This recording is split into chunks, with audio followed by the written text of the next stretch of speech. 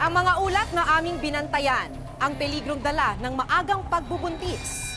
1, 2, 3, iri pa. Sige. Yan, sige pa. Haba mo.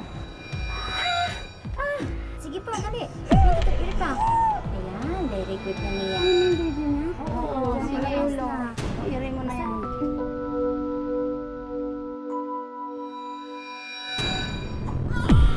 Tinumpain po ako. 50-50 na po ako nun. Hindi ka na mamatay. Opo. At ang Witness Protection Program ng pamahalaan. Hindi ko naiabel yung safe house kasi walang kabuhayan ng pamilya ko. Kung dito ako sa loob, wala akong hanap buhay dito, walang makain ng pamilya ko. Yung security ng witnesses at yung mga safe houses na hindi naman sana ningas kogon, bibigyan 1 buwan, 2 buwan, pagkatapos nakalimutan na. Kasama si Jiggy Manikad na kasalukuyang on assignment. Ito ang mas malawakang pagbabantay sa mga isyu ng pamahalaan at lipunan. Reporter's Notebook. Ayon sa Department of Health, 10 ina ang namamatay kada araw dahil sa hindi maayos na pagbubuntis at panganganak. Paano tinutugunan ng pamahalaan ang isyung ito?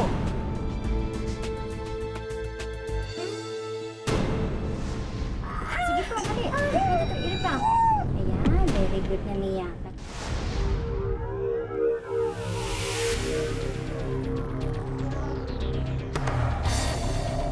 Sa hirap na kanilang pinagdaraanan, tila nasa hukay nga raw ang isang paa ng bawat inang nanganganak. At ayon sa mga pag-aaral, lumalabas na doble pa ang peligro kung ang inang nagsisilang, wala pa sa hustong gulang. 1, 2, 3, iri pa. Sige. Yan, sige pa. Haba mo. Sa isang paanakan sa Antipolo, inabutan naming namimilipit sa sakit si Mia. Haba pa. Nang mga sandaling yon, anumang oras ay iluluwal na niya ang kanyang panganay. Sige pa, dali. 1, 2, 3, iri pa. Ayan, very good na niya. Matapos ang halos 2 oras na paglilabor, Ay, baby na? Oo, sige. Iri mo na yan. Baby out.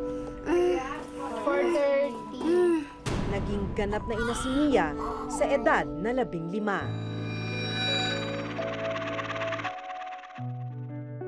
Sa babaeng ito. Ako po si Maki. Gandang umaga. Ikaw si? Nang dalawin ko si Mia kinabukasan, tahimik at tila nahimasmasan na ang dalagita. Sariwa pa ang dinanas niyang hirap sa unang beses na panganganak. Kumusta kagabi? Sobrang masakit. Basta masakit eh. Talaga? Yung huling-huling hilab, umiyak na ako eh. Pero walang luwan tumutulo. Umuungol lang nga kasi masakit eh.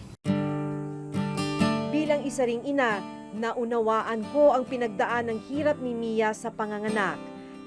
Lalo pat wala sa tabi niya ang ama ng kanyang anak ng mga oras na yon. Kwento ni Mia, nakilala raw niya ang kanyang kasintahan sa kalye kung saan siya nagtitinda ng sigarilyo. Paano yung boyfriend mo? May trabaho ba siya? Opo, nagkokonduktor po siya. Antipolo ko ba? Anong balak ninyo? Kayong dalawa, anong balak ninyo? Mag-iipon ng pera. Para pag nag-aral na siya, may pampaaral sa kanya. Isa lang si Mia sa pinakabagong kaso ng mga batang ina sa Pilipinas.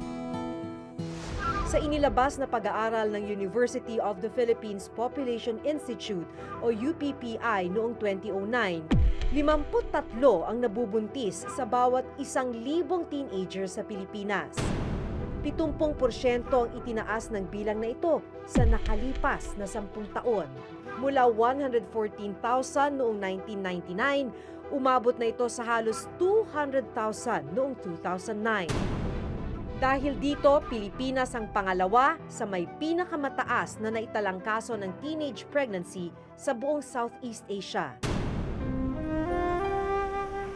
Pero hindi lang daw pagtaas ng bilang ng mga kaso ng teenage pregnancy sa Pilipinas ang nakababahala. Ang higit daw dapat na pagtuunan ng pansin ay ang maaaring maging epekto nito sa kalusugan ng batang ina at ng kanyang sanggol. Actually, maraming delikado sa pagbubuntis ng maaga. Maraming hindi nakakaalam na by getting pregnant at an early age, napapataas nila yung risk sa acquiring the virus that causes cervical cancer. Also, kapag nagbuntis ng maaga ang isang teenager, napapansin na mas mataas din yung risk for pre-eclampsia, no? Ang pre-eclampsia is yung tumataas yung blood pressure, nagmamanas. Ganito ang masaklap na sinapit ng 15 taon na si Patricia. 5 araw matapos niyang manganak, nagkaroon siya ng eclampsia o biglaang pagtaas ng blood pressure. Tumas daw yung dugo. Ano lang yun 15 years old, mga anak si Sarian. Tsaka hindi mo akalain mamatay yung kasi nga nasa ward na siya kumakain na siya ng lugaw. Kasi bawal sa kanya yung kanin na matigas, kailangan lugaw lang. Dahil sa dinanas na komplikasyon, binawian ng buhay si Patricia. Nangyari po, nanganak na siya. Bigla na lang siyang sumakit ng ulo ng matinding sakit. Sumisigaw na siya, hindi na niya kaya. Sabi, mama, hindi ko na kaya yung sakit ng ulo ko. Sabi ng doktor, Mrs., hindi na magandang lagay ng anak mo. I-ICU na natin. Ayon sa Department of Health o DOH, 10 Pilipina ang namamatay kada araw dahil sa komplikasyon sa pagbubuntis at panganganak. Sa bilang na ito, kadalasang mga teenager o mga kabataang nasa edad 19 pababa ang napapahamak. Muntik na rin itong sapiti ni Ira, isa ring batang ina. Okay. Ilang taon na siya? Magdadalawang taon. Siya ba yung bunso? Sa edad na 17, 2 na ang kanyang anak. Halos ikamatay daw niya ang pagluluwal sa kanyang panganay na si Renz noong siya'y 15 taong gulang pa lang.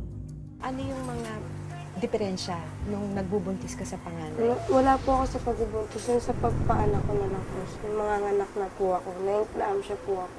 Eclampsia. Seizure. Karamihan po ngayon sa mga bata na si seizure. Sa mga kaibigan mo rin. Tulad na edad ko po na mataas ang dugo. Nag-seizure na lang basta-basta. Anong nangyari nun? Anong ginawa mo? Kinumpain po ako. 50-50 na po ako nun. Munti ka na mamatay. Opo. Anong paliwanag sa'yo ng mga doktor? Bawal na po bawal na po ako magkaanak. Bawal na po sundan, kumbaga.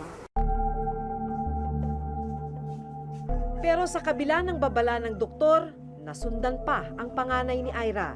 Isang pangyayaring muling naglagay sa kanya sa bingit ng kamatayan. Muntik na po rin ako. Muntikan ka na naman.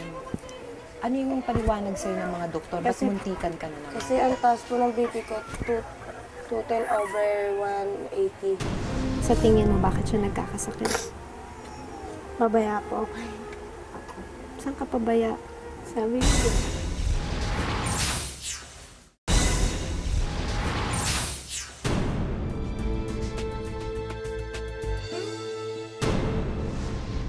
Sige po, dali. Iri pa. Ayan, very good na niyakap. Asan si Erica? Tulog ba?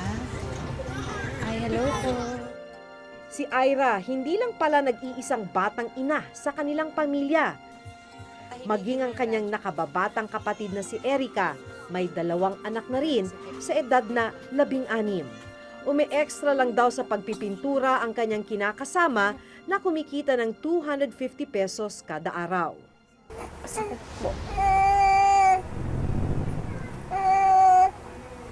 Masakit na hindi mapakain ng anak ka mo. Pag umiiyak na sila, anong ginagawa mo?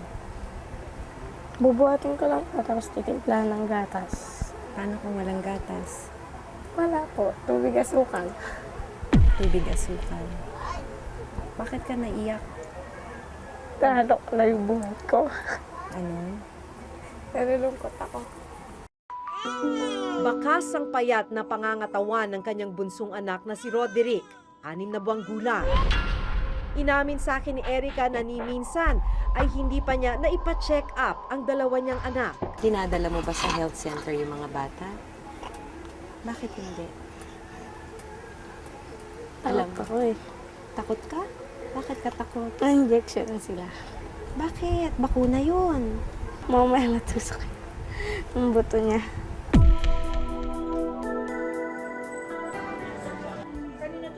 Nakumbinsi namin si Erica na ipakonsulta sa doktor si Oderick sa unang pagkakataon. Anong bakuna na natanggap ng baby mo? Ang timbang ng bata umabot lang sa 4 na kilo. 5 kilo ang normal na timbang para sa kanyang edad. Wala. Pero ang masaklap, natuklasan sa ospital na may iniindang karamdaman ang bata. Sa ngayon po, mukhang may pneumonia yung baby po. Tapos yung timbang niya mababa sa timbang. Below the 3rd percentile yung tawag namin. So, titingnan namin kung kailangan namin siyang i-admit after makita namin yung pasyente. Sa tingin mo, bakit siya nagkakasakit? Babaya po ako. Saan ka pabaya? Sabi nila. Bakit? Sa tingin mo, napapabayaan ng mga anak mo?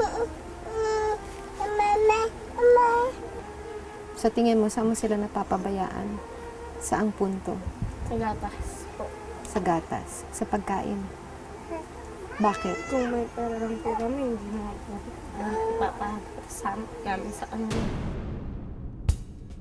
Naniniwala ang Philippine Legislators Committee on Population and Development Foundation o PLCPD ng panukalang Reproductive Health o RH Bill ang isa sa mga makapagbibigay ng tamang pananaw sa mga kabataan tungkol sa maagang pakikipagtalik. Isa sa mga probisyon ng panukalang batas yung pagbibigay, pagtitiyak na sa ating sistema sa edukasyon magkakaroon ng kurso o subject na ituturo yung sexual at reproductive health. Kung yun lamang ang gusto, bakit hindi sama sa curriculum ng eskwela yan? Kung paano dapat turuan ng mga bata, kung bakit bigyan sila ng proper sexual orientation, etc. etc. Bakit kailangan ng RH Bill? Ang kawalan din daw ng isang konkretong pambansang programa laban sa teenage pregnancy ang isa sa mga dapat tutukan. Hanggang ngayon daw kasi ay tila hindi pa nasisimula ng isa sa mga Millennium Development Goal na mapabuti ang estado ng maternal health sa bansa. Actually, alam natin kung anong mga dapat nating gawin para bumaba ang mga maternal mortality dito sa atin. Unang-una, kailangan ay mabigyan sila ng pasilidad para sa ligtas na pagbubuntis at panganganak. Susunod, kailangan mabigyan sila ng access sa mga tinatawag na basic at emergency obstetric and neonatal care facilities. At ang pangatlo dito ay kailangan natin sila bigyan ng access sa family planning services at commodities. Ayon sa Department of Health, mayroon na silang nasimulang mga programa para sa teenage pregnancy. Para mabawasan ang maaaring mamatay sa pagdadalang tao at pagluluwal ng sanggol, ay meron kaming tinatawag na Maternal Newborn Child Health and Nutrition Program kung saan sa buong bansa ay tinatalakay namin kung paano makakakuha ng magandang serbisyo ang mga nagbubuntis. Ngayon, sa teenage pregnancy, ang programa namin dyan ay may kinalaman sa family planning and responsible parenting. Marami pa tayong kailangang asikasuhin.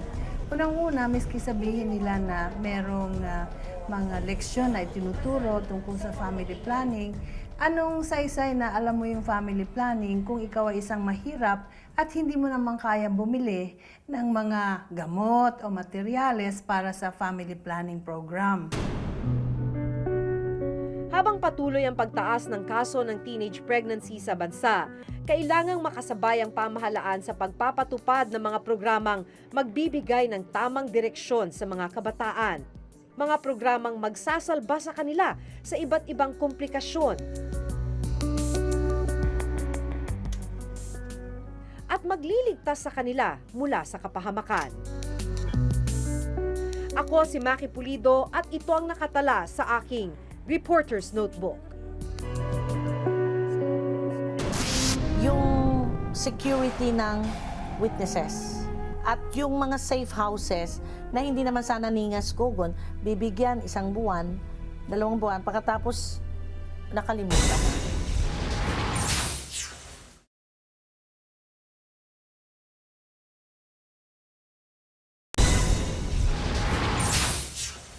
Minsang naging sentro ng balita ang mga tinaguriang whistleblower. Ang ilan sa kanila isinailalim sa Witness Protection Program ng Department of Justice para masigurong sila'y mailigtas mula sa anumang uri ng kapahamakan. Sa ulat ni Jiggy Manicad, suriin kung paano nga ba kaprotektado ang mga nasa programang ito ng pamahalaan.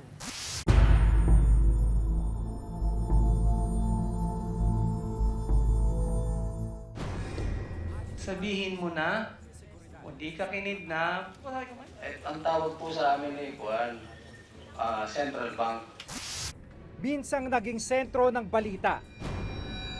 Nagsiwalat ng krimen at umano'y katiwaliang kanilang nasaksihan. Ang mga binansagang whistleblowers, nasisiguro nga ba ang kanilang seguridad at kaligtasan?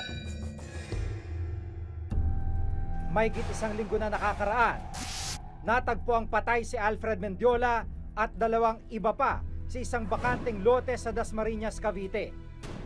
Nakapiring ang mga mata, nakatali ang mga kamay at may tama ng baril sa ulo. Enero nung nakarang taon, nang lumutang si Mendiola bilang star witness laban kina Raymond at Roger Dominguez na itinuro niyang utak sa carnapping at pagpatay sa car dealer na sina Benson Evangelista at Emerson Lozano. Umaming kasama siya sa pagpaplano sa krimen. Dahil sa panganib sa kanyang buhay, sumailalim siya sa Witness Protection Program o WPP ng Department of Justice. Ibig sabihin, pamala ng mga ngalaga sa kaligtasan ni Mendiola.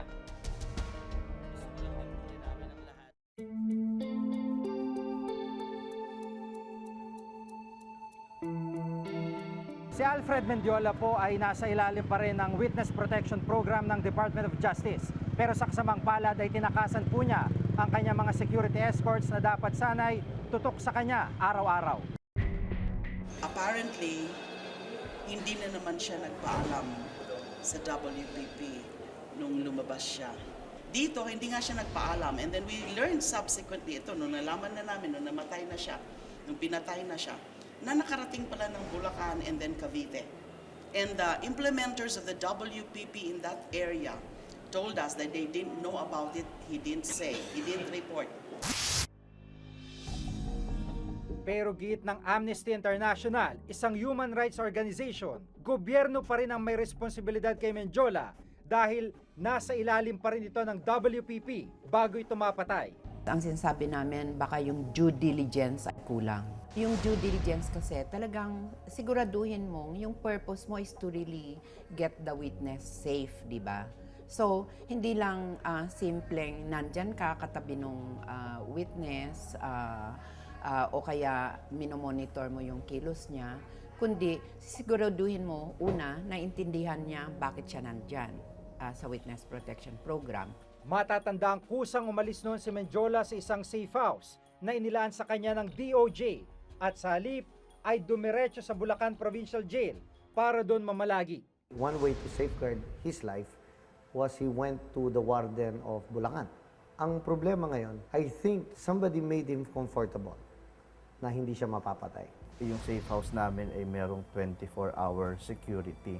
Siguro ang sinasabi nila na hindi sila panatag sa loob ng WPP, particularly sa loob ng safe house, ay yun sigurong mga konting comforts na hinahanap nila, no?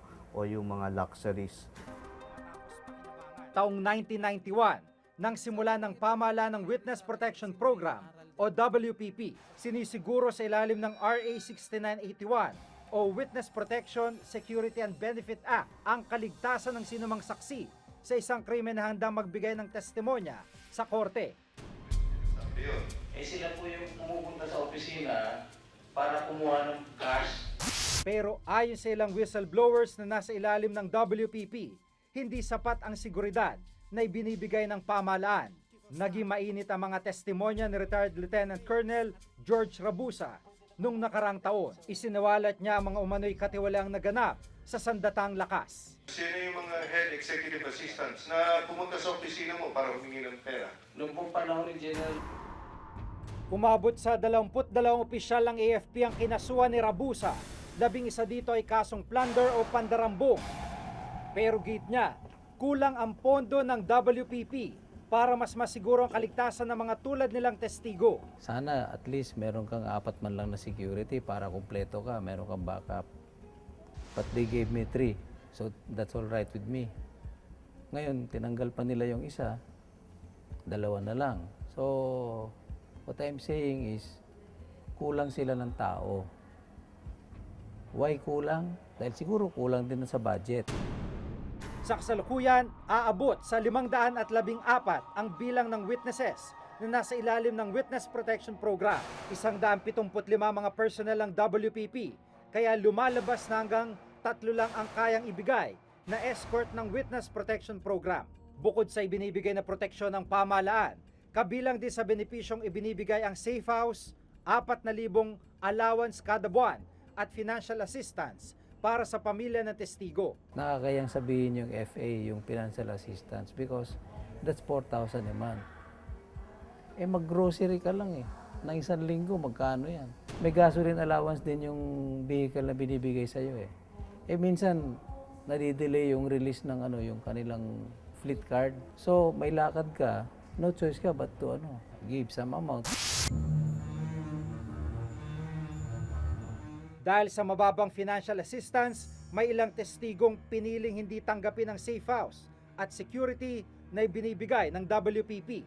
Halimbawa na lamang ang kaso ni Ahmad Mamukaw, dating election consultant ni dating Maguindanao Governor, Andal Ampatuan Sr. Tumestigo si Ahmad sa 2007 electoral sabotage case laban kay dating Pangulong Gloria Arroyo. Naprobahan ang hiling ni Ahmad na sumailalim sa Witness Protection Program, pero kusa raw siyang tumanggi sa safe house na inilaan sa kanya. Kung dito ko sa loob, wala akong hanap buhay dito, walang makain ng pamilya ko. I'm telling you honestly, 1 date na lang ako. Ang nagbibigay lang sa akin ng allowance ng konti, pangkain ko, yung abogado ko. So baliktad ang panahon ngayon. Nangyari, ang abogado ko nagbibigay sa akin, hindi ako kasi wala nga akong pambigay. Sinabi ko naman sa kanya. Pero nang mabalitaan ni Ahmad ang kinahinatnan ni Alfred Menjola, nais na raw niyang muling tanggapin ang safe house na ibinibigay ng DOJ. Ayun lang, sa labas ako nakatira. Minsan naghanap ako ng maliit na kwarto, doon lang ako. Lumilipat ako, ma'am, kasi minsan pag parang may nakakita na nakikilala ko, lilipat na naman ako. Kaya nahihirapan ako. Kasalukuyang nasa proseso ng muling pag-apply ng WPP si Ahmad. Gayunman, maraming hindi naglalakas loob maging state witness sapagkat maaari umanong malagay sa alanganin ang kanilang buhay. Hindi pa kasi sakop ng batas ang pagbibigay proteksyon sa mga nag-a-apply pa lamang maging witness.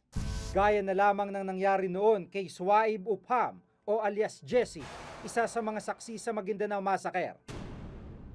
Pinatay si Jesse Hunyo noong nakarang taon, 1 araw bago nakatakda na niyang pagbiyahe sa Maynila para mag-apply ng WPP. Mabagal yung processing ng Witness Protection Program. At sa ngayon, wala rin na ibibigay na proteksyon dun sa mga nag-a-apply pa lang. Kung minsan, napakatagal yung mga preliminaries bago maisampa talaga yung kaso sa korte. Mabilis naman yung proseso namin dyan. Merong siguro 1 hanggang 2 linggo normal process ng application.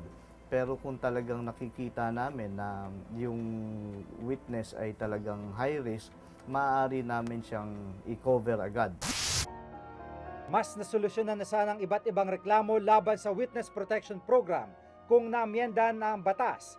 Sa ilalim ng panukalang Whistleblower Protection Act of 2011, mas papaigtingin ang programa magbibigay proteksyon at benepisyo sa mga whistleblower na maglalantad ng anomalya sa mga sangay ng pamahalaan gaya ng financial incentives at proteksyong ibibigay ng Senado at Kamara. Bigyan ng reasonably namang allowance. Yung ikabubuhay ika nga ng mga witnesses. Kasi 4,000, saan ka man paabot ng 4,000? Andyan na ang bahay mo, andyan ang pagkain mo. Oh. Kung may pamilya ka pa, paano yan? Pangalawa, yung security ng witnesses. At yung mga safe houses na hindi naman sana ningas kugon, bibigyan 1 buwan, 2 buwan, pagkatapos nakalimutan na. Ayon sa aking pakikipag-usap sa mga counterparts ko sa ibang bansa, ang thrust ng witness protection nila ay relocation and re-identification of witness. Malaking tulong ang paglantad ng mga taong naglakas loob na isiwalat ang mga krimen at umano'y katiwaliang kanilang nalaman. Hindi sana malimutan ng pamahalaan na dapat ding suklian ang sakripisyo at panganib na araw-araw nilang pinapasan.